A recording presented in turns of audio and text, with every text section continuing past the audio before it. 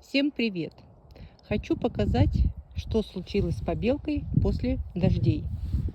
Вот смотрите, на молоденьких деревьях с этой стороны был дождик. Видите, как побелка осыпалась? С этой стороны все нормально.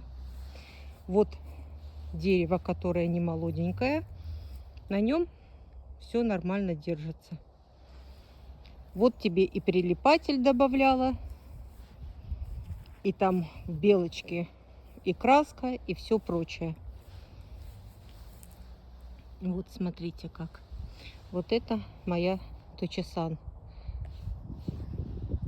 Смотрите.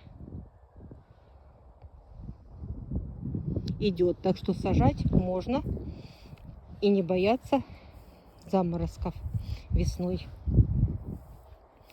Вот так, как я хотела сделать. Обкопать приствольные круги и заложить поликарбонатом.